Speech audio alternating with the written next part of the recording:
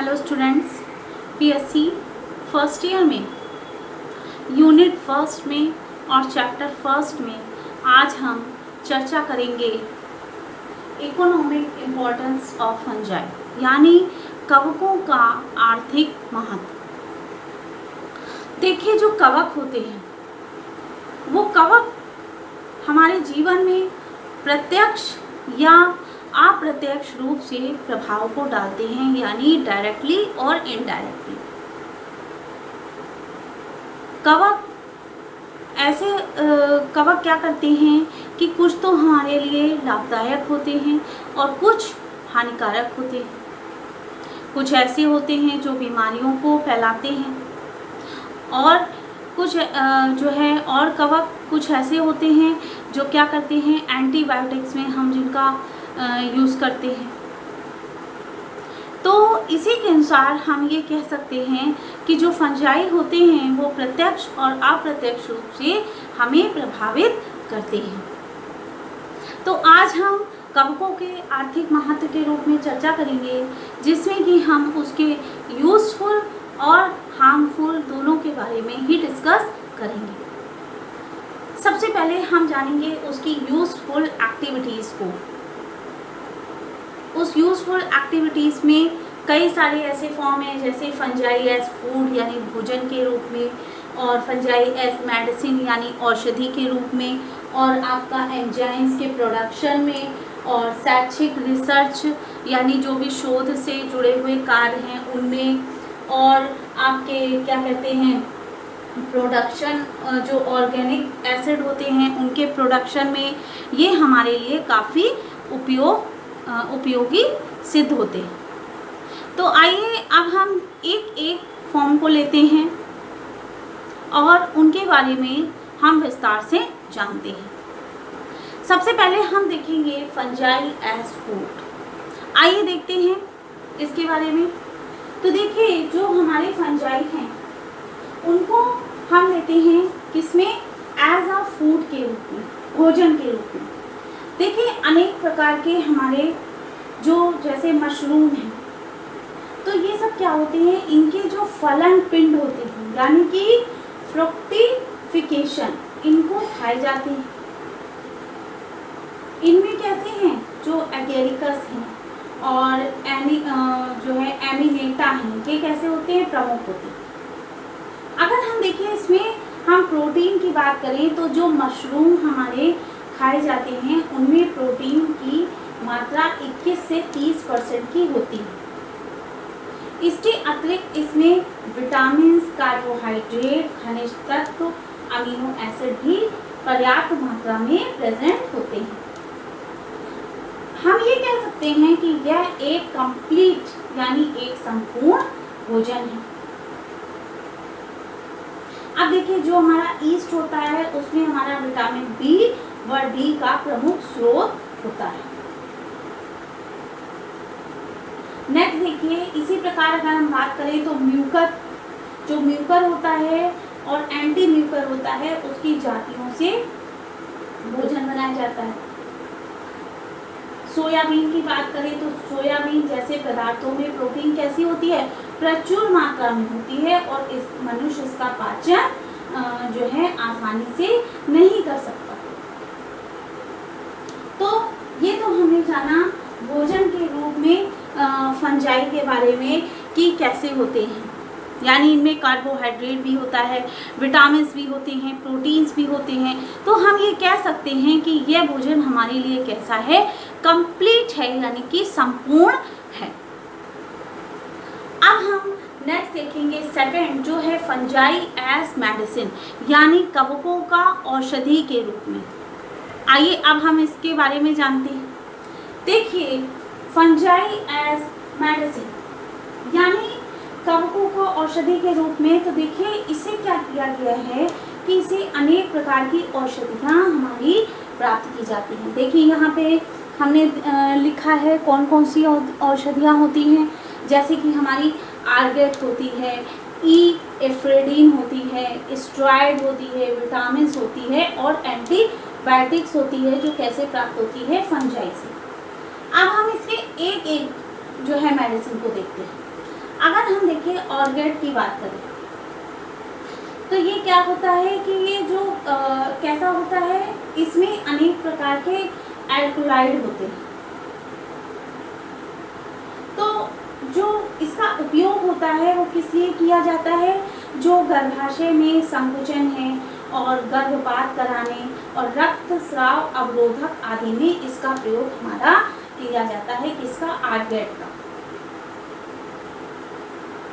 लेकिन क्या होता है कि आर्गेट की अधिक मात्रा से क्या होता है कि गैंग्रीन होने की संभावना बढ़ जाती है, जिसके कारण कभी कभी हाथ अथवा पांव काटने भी पड़ सकते हैं। अब हम देखते हैं एफ्रिडिन के बारे में। तो देखिए क्या होता है कि जो ईस्ट होता है उसका जब फर्मेंटेशन होता है, किण्वन होता है, तो उससे बेंजल्डिहाइड हमारा तैयार किया जाता है और इसका उपयोग दमे में और नाक के उपचार में किया जाता है, किसका, एफ्रिडिन।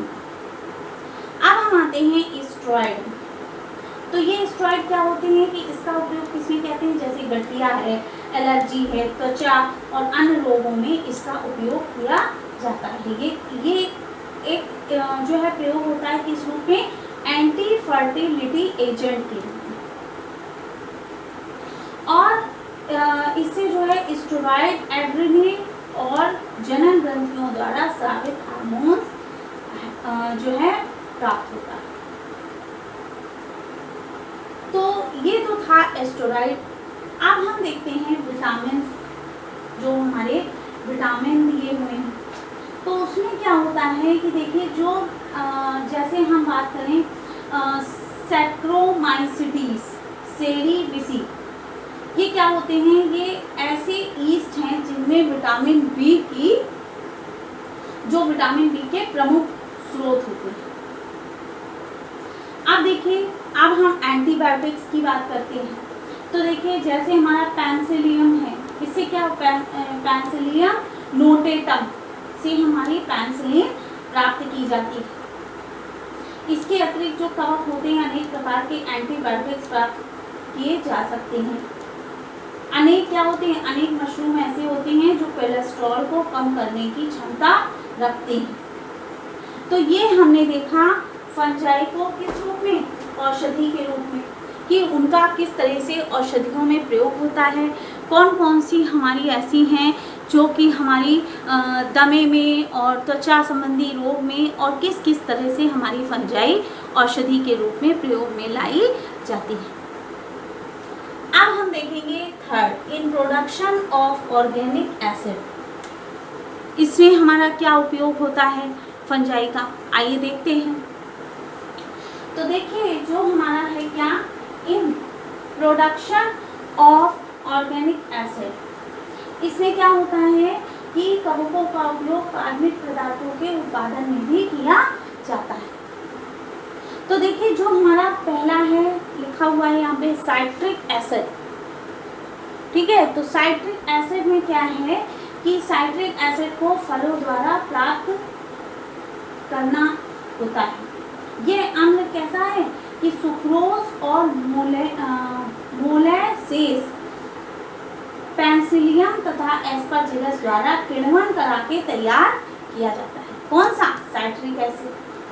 और इसका प्रयोग हम किस में करते हैं, पेय पदार्थ में, भोज्य में, औषधियों में इसका निर्माण करते हैं। और इसका उपयोग हम स्याही बनाने में, चर्म शोधन, विद्युत लोपन, इसका उपयोग किया जाता है, किसका, साइट्रिक एसिड का। अब हम आते हैं ईटेकोनिक अम्ल। अब देखिए जो ईटेकोनिक अम्ल होता है, इसका क्या है कि यह शर्करा का एस्परजिलस तथा एस्परजिलस पेरियस द्वारा किण्वन से तैयार किया जाता है और जिसका उपयोग संश्लेषित तंतुओं के निर्माण में होता है। अब देखिए नेक्स्ट हम देखेंगे ग्लूकोनिक एसिड। ग्लूकोनिक एसिड क्या है कि इसमें क्या है कि इसे शर्करा को एस्परजिलस नाइजर और पेनिसिलियम द्वारा किण्वन कराकर प्राप्त किया जाता है। और इसका उपयोग किसमें होता है कि शरीर में जो कैल्शियम की कमी होती है उसको दूर करने के लिए इसका उपयोग किया जाता है। और इसके अतिरिक्त औषधि में, वस्त्र में और चमड़े में, फोटोग्राफी में इसका उपयोग होता है। तो ये तो हमने जाना किसके बारे में, कार्बनिक अम्लों के उत्पादन के बारे में जाना कि जो हमारे साइट्रिक एसिड हैं, आइटोकोनिक हैं, ये हमारे किस किस रूप में हम इनका प्रयोग करते हैं। अब हम देखेंगे फोर्थ यानी एंजाइम प्रोडक्शन। इसमें इसका क्या जो है उपयोग है, आइए देखते हैं एंजाइम प्रोडक्शन में। तो देखिए जो हमारा एंजाइम का प्रोडक्शन है यानी एंजाइम का जो उत्पादन है उसमें क्या है, देखिए सबसे पहले हमने दिया है इनवर्टेज, ठीक है, इनवर्टेज। अब देखिए क्या है कि यह है एंजाइम यानी कि जो इनवर्टेज है ये एंजाइम सैकेरोमाइसीस सेरेविसी, एक बार फिर से बता रहे हैं कि ये जो एंजाइम है कौन सा, इनवर्टेज, ये एंजाइम सैकेरोमाइसीस सेरेविसी से प्राप्त किया जाता है और इसका उपयोग किसमें करते हैं, कन्फेक्शनरी और कागज उद्योग में इसका उपयोग किया जाता है। अब हम आते हैं एमाइलेज में। तो ये क्या है, ये एस्परजिलस ओराइजा व एस्परजिलस नाइजर से प्राप्त किया जाता है और इसका उपयोग अल्कोहल उद्योग, स्टार्च में, स्टार्च निर्माण आदि में किया जाता है, किसका, एमाइलेज का। अब हम देखेंगे जाइमेज। तो देखिए जो जाइमेज है वो सैक्रोमाइसीस सेरेविसी से प्राप्त होता है और इसके द्वारा कार्बोहाइड्रेट का किण्वन कराकर एथिल अल्कोहल प्राप्त किया जाता है। तो ये तो था जाइमेज। अब देखेंगे सेलुलोज में, इसमें क्या है, तो देखिए एक कवक होता है कौन सा, ट्राइकोडर्मा रेशली, फिर से सुन लीजिए, एक कवक है क्या, ट्राइकोडर्मा रेशलिस। तो इस नाम के कवक से क्या होता है कि सेलुलोज नामक एंजाइम प्राप्त किया जाता है और यही एंजाइम का प्रयोग पनीर उद्योग में किया जाता है। तो ये तो हमने आपको बताया एंजाइम के जो है उत्पादन होते हैं उसमें हम किस प्रकार से फंजाई का उपयोग करते हैं। अब हम देखेंगे हमारा नेक्स्ट जो है इंडस्ट्रीज यानी जो हमारी औद्योगिक है उसमें कैसे इसका प्रयोग करते हैं। आइए देखते हैं फंजाई का इंडस्ट्री में क्या उपयोग है। देखिए जो इंडस्ट्री होते हैं यानी जो उद्योग होते हैं उनमें हमारा इसका फंजाई का क्या उपयोग है। सबसे पहले आता है बेकिंग इंडस्ट्री, ठीक है, बेकिंग यानी बेकरी उद्योग में क्या होता है, जो हमारा सैक्रोमाइसीस सेरेवेसी होता है तो ये क्या करता है, कार्बोहाइड्रेट के किण्वन से प्राप्त होता है। नेक्स्ट है हमारा चीज़, इसमें क्या होता है कि पेंसिलिन की कुछ जातियाँ, अब कुछ जातियों में जैसे है कि हमारा पेंसिलिन, केमम्बर्टिल और रॉक फोर्टी का उपयोग पनीर को स्वादिष्ट किस्मों के मैचुरेशन में किया जाता है। ये क्या करते हैं कि पनीर में स्वाद को उत्पन्न करते हैं। तो ये तो हमने जाना उद्योग के बारे में कि किस तरह से उद्योग में हमारा फंजाई का उपयोग किया जाता है। अब हम देखेंगे कि इन एकेडमिक एंड रिसर्च वर्क, तो आइए देखते हैं, इसको भी समझ लीजिए कि एकेडमिक और रिसर्च वर्क के क्षेत्रों में भी कवकों का बहुत महत्व है। तो जो जेनेटिकल और बायोकेमिकल की जो स्टडीज होती है और बायोलॉजिकल कंट्रोल आदि के क्षेत्र में इसका उपयोग किया जाता है। इनके प्रयोग से नई नई खोज, मतलब इनका प्रयोग किस लिए किया जाता है, नई नई खोजों के लिए। अब देखिए, अब है हमारा यूज इन एग्रीकल्चर। तो यूज इन एग्रीकल्चर यानी कृषि में इनका क्या उपयोग है। देखिए सबसे पहला उपयोग कृषि में ये है जो है अपमार्जक यानी स्कैवेंजर्स, अपमार्जक के रूप में। देखिए क्या होता है कि जब वातावरण है उस वातावरण में जो कार्बन डाइऑक्साइड की पूर्ति है तो जो मृत जीव और पादप अंगों के अपघटन से होती है, और ये अपघटन किससे होता है? कवक और जीवाणुओं द्वारा किया जाता है।